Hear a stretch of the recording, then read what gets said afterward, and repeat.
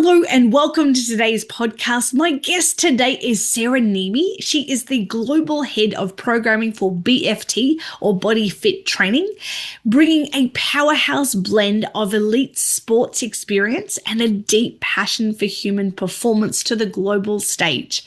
With over 8 years of experience working across top-tier sporting codes in Victoria, Sarah's journey began in soccer before moving to the high-intensity world of rugby with the Women's Rebels Melbourne Sevens team.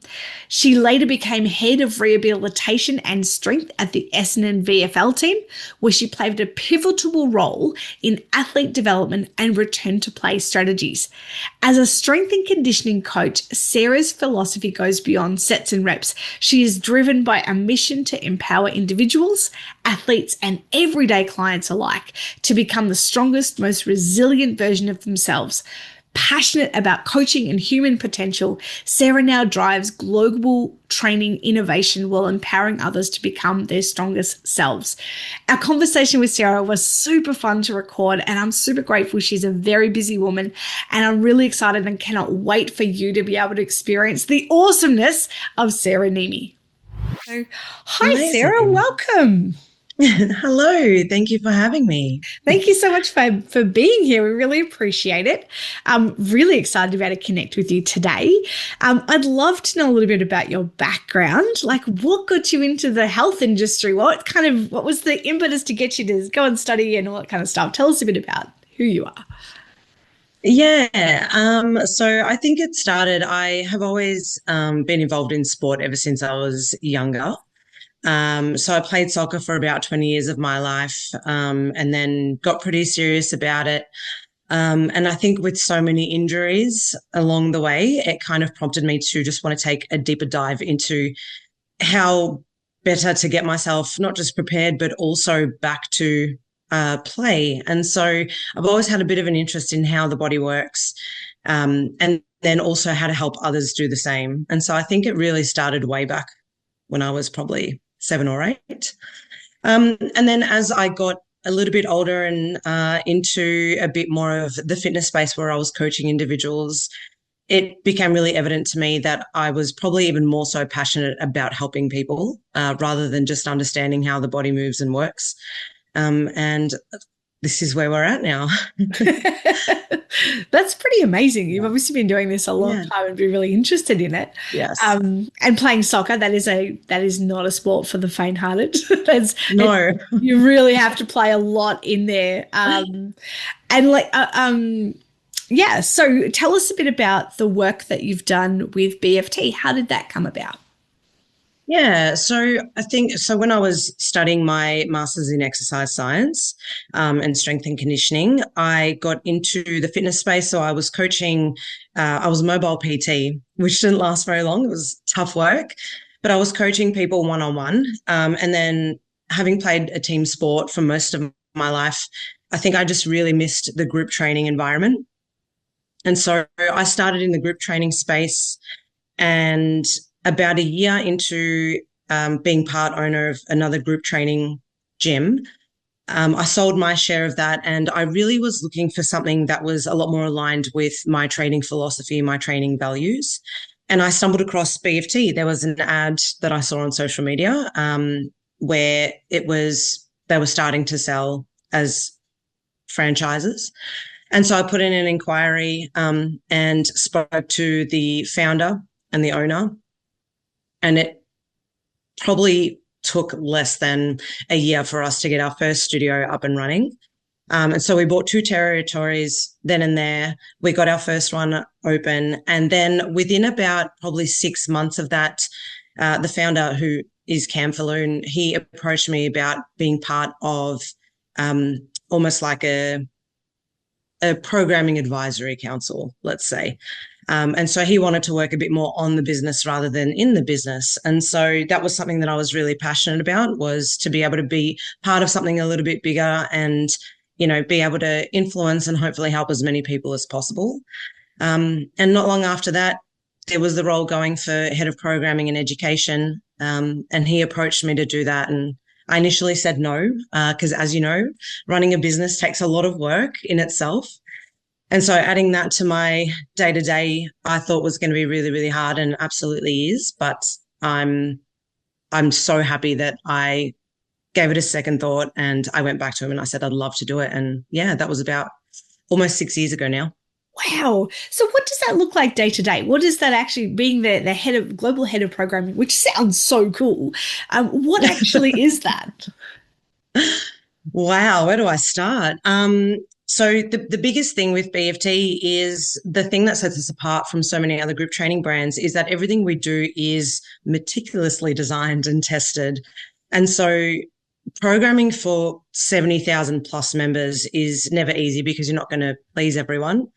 And so day to day, it's really a lot of time spent trying and testing everything that we program.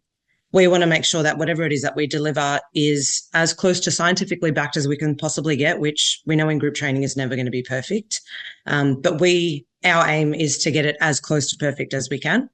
And so a lot of it is around testing what works, testing what doesn't work, making sure that we are making modifications and tweaks to all the programs that we do test. And more importantly, listening to our members. So we do a lot of member surveys that come through. And that takes a lot of time to sift through that data and understand, what people want and making sure that we're giving people what they want. So there is a lot of nitty gritty work to it. But a lot of it is trialing and testing more than anything else. Yeah. And how many BFTs are they in, like in Victoria or in Australia? Oof. So I would say probably APAC, which is Asia Pacific, there's about just over 300 studios open currently. Wow. Yeah. Yeah. And Victoria probably takes a really big load of that, just being the first region that we actually opened in. Yeah, nice. And so are you still running your BFT in Melbourne as well? I am, yeah, I've got two of them. So BFT Essendon and BFT Pascoe Vale. Wowza. So you run two gyms and you're head of global programming and you've just run a marathon. Is this right? Like you've just done the Boston Marathon in 2025. Like how on earth do you navigate all of that? Yes, well, it's hard. It's really, really hard. But I think as with anything, the first probably year of doing something like that is really nutting out what works and what doesn't work and finding your groove. And I think I was always really bad at time management, really, really bad. And this, I think having so much on has really helped me to go, well, now you got to get good at it. Because otherwise you're just going to be stressed all the time and Yeah. there's no fun in it. Yeah. Yeah, so it's very much about time management and prioritizing not just what the BFT world needs, but also what Sarah needs in order to be able to give the BFT world what they need to. And I think that's such a good point. It's super important that if we are going to do a lot and be responsible for a lot, we're first of all responsible for ourselves and ensuring that Yeah, like understanding, okay, so one of my gaps or my stretches is time management. So how can I build the muscle of that yeah, in order to better support you and then the growth of the people that you're with? absolutely. And I think in so many ways it gives you freedom. And I think people tend to forget that. Like I know for me, I am or used to be such a big people pleaser. I think I still am. And so for me, it was if something wasn't going right, it was, oh my God, like I'm letting people down and this isn't a great headspace to be in.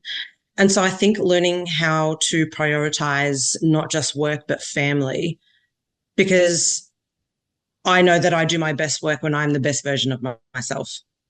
And the best version of myself is being present and being able to spend time with family and doing the things that I love.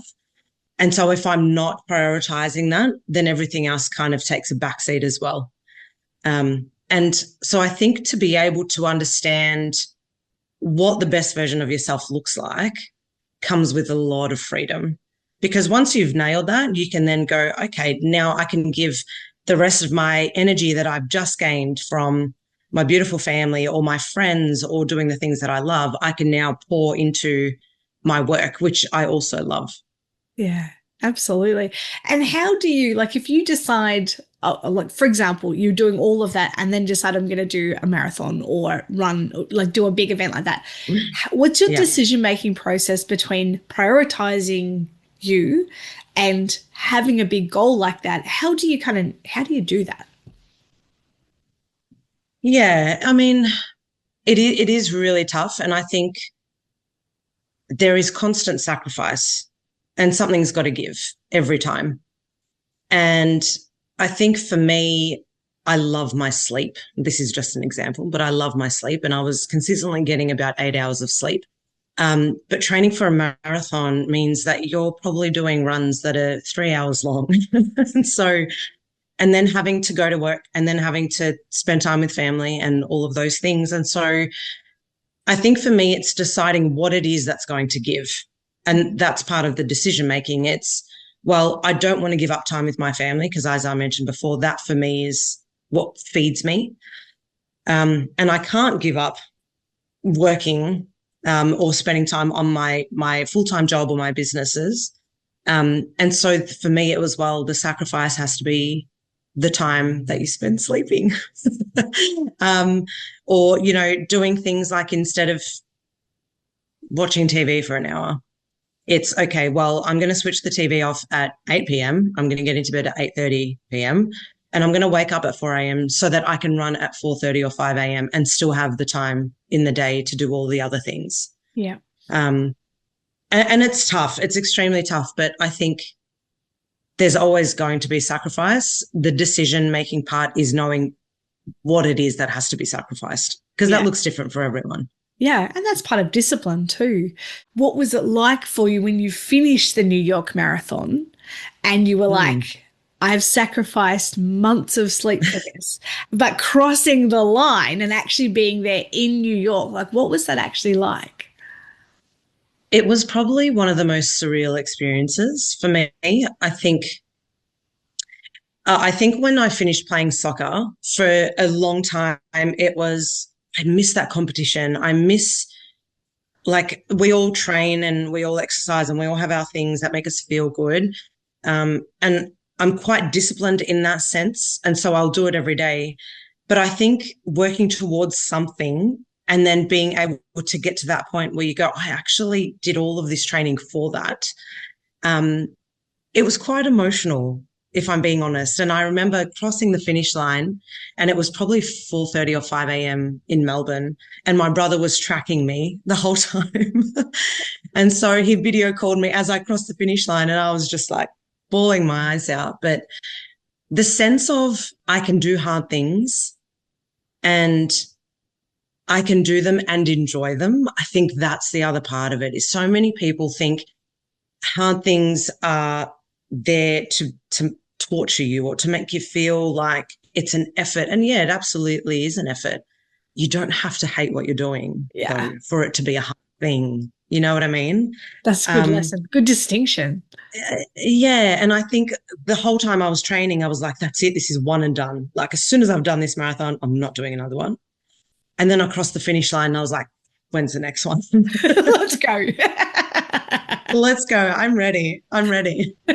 That's fantastic. That's fantastic. Yeah, And so, that's great. like you obviously run several businesses yourself. Mhm. What would you say is like your biggest takeaways from running your own business? Trust yourself. Trust yourself. And there was something that was said to me a while ago um, that was a really good lesson for me. And it was, don't waste time trying to make the right decision. Make the decision and then make the decision right. Nice. So, yeah. And a lot of the time, I think for me, I procrastinated on certain decisions. And I think that all kind of stemmed from not backing myself and going, well, if this happens, what am I going to do? And if this doesn't happen, what am I going to do then? But I think it took a lot of learning for me to be able to understand that no matter what happens, I will be okay. And you don't really have a choice. Like, you have to make it work. And if it, for whatever reason, doesn't work, it hasn't gone unwasted. You've learned so many things along the way. and they're just going to help you, add tools to your toolkit for the next thing that you're going to do. Yeah. That was probably the biggest thing for me.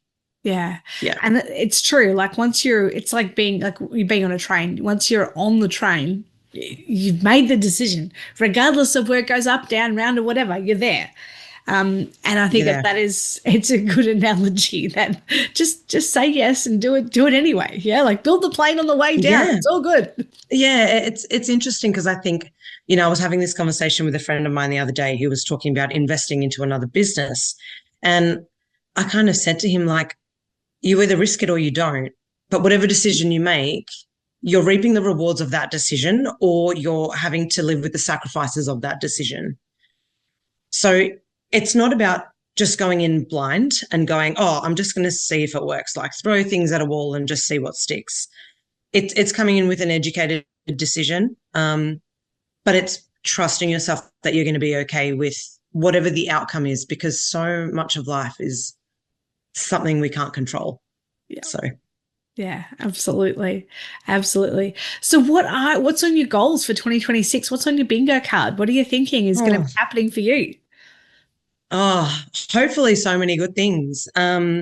I am currently in the process of developing my own coaching mentorship program, which is really, really exciting for me. And that's, more tailored towards coaches in the fitness industry or people that are looking to take the next step from coaching onto something bigger. And that's something that's a really big passion project of mine. So that's something that I am looking at launching hopefully mid-year 2026, which would be amazing. It's exciting. Um, yeah, it is. And hopefully a few other business ventures, but I think for me, that's probably going to take up the most amount of my time. What do you see as some of the challenges that PTs have in that space?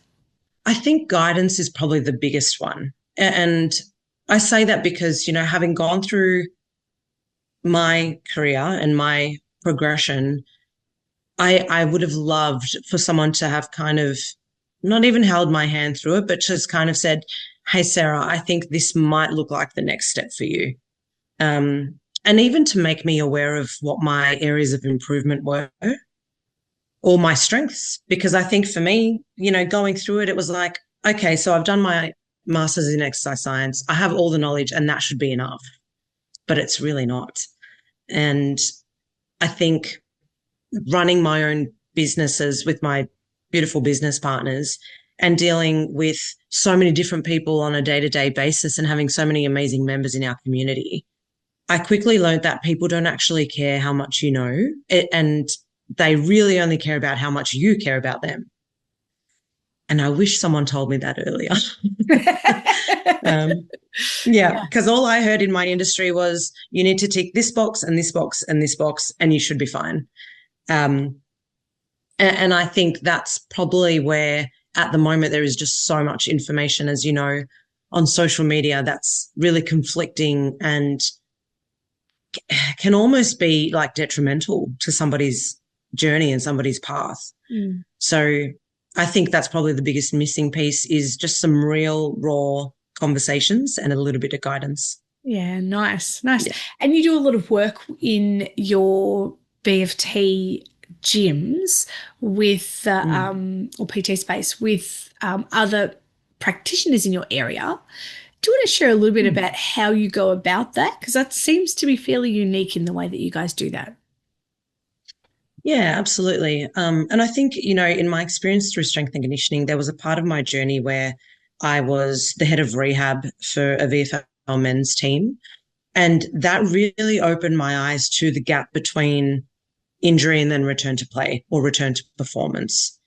And it helped me understand that it's like return to being pain-free is not the same thing as being ready to then go out on the field or even just go back into performing your day-to-day stuff. So one thing that we really focus on through our studios is if we have a member that is injured or somebody who's had a few issues or a few niggles, we will often refer them to some local practitioners that we know and trust really well and that we see ourselves.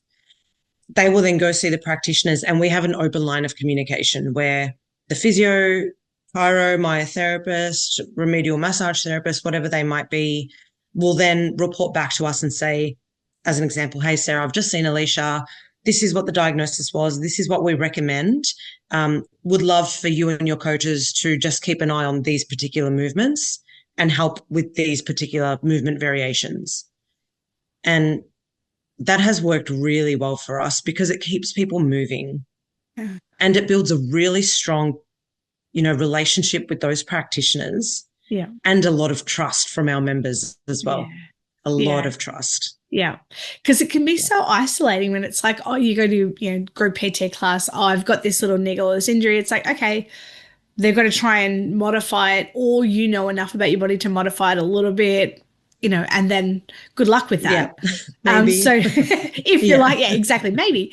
And so to have such a beautiful connection and synergy between this is specifically what we're doing and this is the people that are going to help support you, I think is really powerful. And I think sometimes as therapists, we can feel a bit like, oh, but I don't want to, that's their thing. I don't want to stand anyone's toes. It's like, have the conversation. Yeah. Just call and have the conversation. Absolutely. And I love that return to play. Like, it's like we actually want you returning to that functionally incredibly well, as well as no niggles and pain free.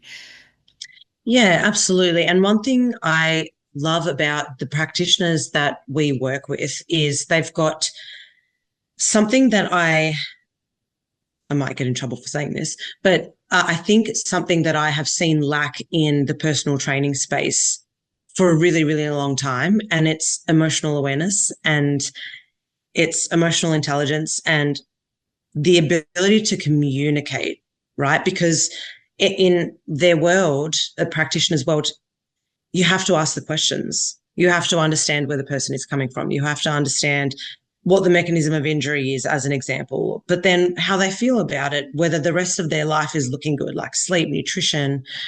And I think that's something that, if I'm being really transparent, a lot of PTs don't have the awareness to do.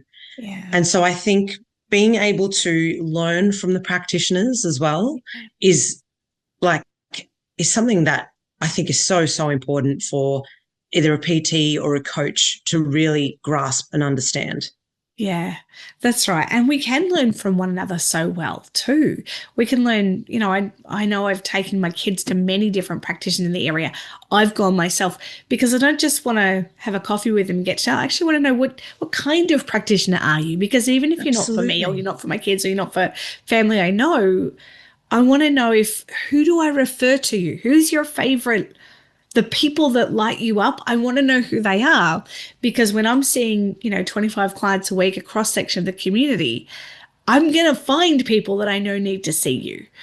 And I know in Ocean Grove, we do have a BFT. We've got heaps of gyms. We've got heaps of classes. There's heaps of PTs, and every single one of them has incredible strengths that it's good to actually be able to make those connections and build those relationships. Yeah, absolutely. And, I get asked, like, I've got a coach for myself, like a physical training coach.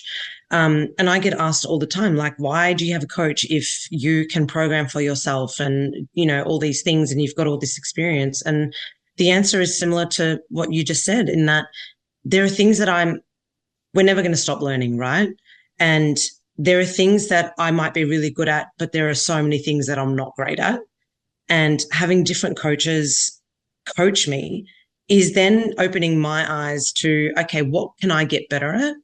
And what type of person does this coach attract? Because to your point, I might have people that don't like my coaching style, but they might love their coaching style. Yeah. So, yeah, it's all about networking and really getting to know people on a deeper level, I think. And when you do that, I think that's a connection piece that you were talking about that can be missing, because, like I know I'm not for everybody. And I will often say that people come in and I'm like, I'm not peanut butter. I'm not Nutella. Not everyone is going to love what I do. And that's okay. I think it's even part of what you were saying earlier about backing yourself. It's actually learning that you don't have to be liked by everybody. What matters is you just be you, and you will connect with the right people. And when you've got other people around, it's like, great, go and see them, because I know that you actually connect and resonate with them. Rock on. Big thumbs up. This is good. It's what we want.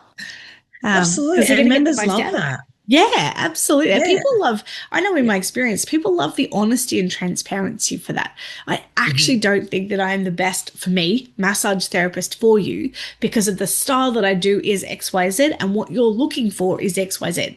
So here is someone I'm going to refer you to that is going to be exceptionally good for what you want and what you need. Yeah. And like what more could you ask for? Like Exactly.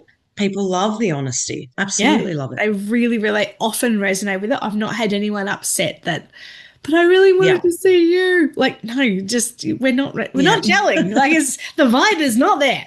Like, And that's okay. And that's exactly. okay. Yeah, Yeah. that's beautiful. That's beautiful. Sarah, Yeah. thank you so much for your time today. It's been really lovely connecting with you and just hearing all the incredible Thank things that you you. do, the passion that you have for the body and for the people that you work with, but also your incredible strategies for life and the discipline you have and how you outwork those things really well. It's just beautiful to hear. So thanks so much for connecting today. Thanks so much, Alicia. I really appreciate that. It's awesome. Thank you.